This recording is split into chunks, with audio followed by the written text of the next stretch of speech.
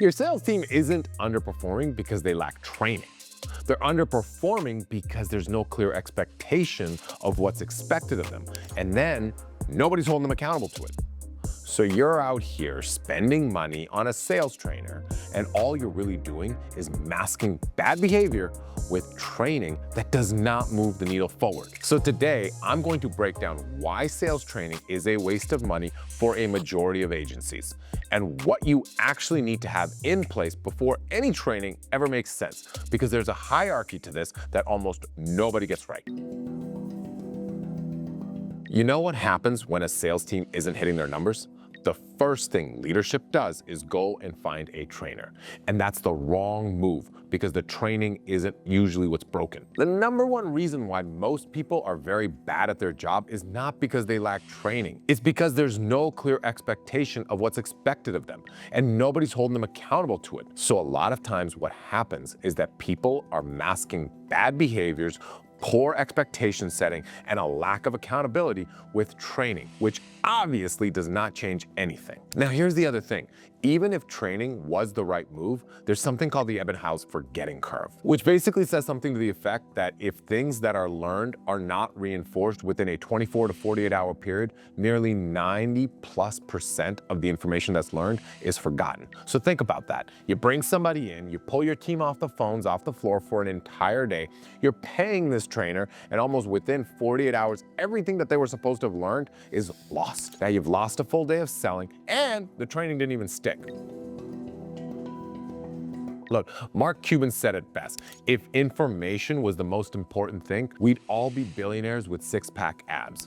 There's all the information out there. If someone is not performing because they truly lack training, and that's the actual reason, and this person happens to be a highly accountable person that's yearning for the training that's gonna make them a great rep, there's so many free resources online. This person can go on YouTube and learn exactly how to sell. And ultimately, that's the same derivative training that's already out there that you're gonna be paying for. So if that training was going to move the needle forward, they would have already gone and gotten it. And if the training they were going to get, they were actually going to implement it, they could go and get it on their own for free. So to pay for it and hire somebody to come in and take a whole day out of actually selling to train somebody, it's not really going to move the needle at all. Now look, sales training isn't useless, but if you don't have the baseline fundamentals in place already, it's like polishing a turd. I mean, at the end of the day, you still have a turd. It does not even matter. If your sales team doesn't have a clear accountability set, doesn't have the process, doesn't have the systems, isn't being led properly with a good leader and a clear structure and procedures put in place with a great strategy, adding training is like rearranging deck chairs on the Titanic. Who cares? I would make sure you have all of those things in place first. If you want to provide training after that, that's gonna be the last finessing that gets your team to that next level. But there's a hierarchy to this, so let me break it down.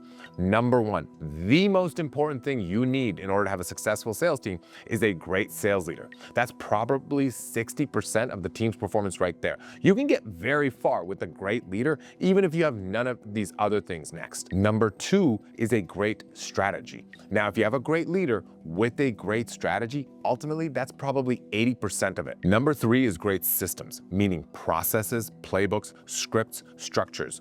That's gonna probably get you anywhere between 95 to 98% of the way there. And then is number four, that's training. That's ultimately the last 2%. But here's the thing, that 2% can be the difference between building a $20 million company versus a $1 billion company. So it is huge. The last mile, those bits are massive. It's no different than the guy that wins gold versus silver medal. It's probably the best comparison. It's that last little bit that you do to get from silver to gold. But if you're not resting, recovering, training every single day, you're never gonna make it to the Olympics.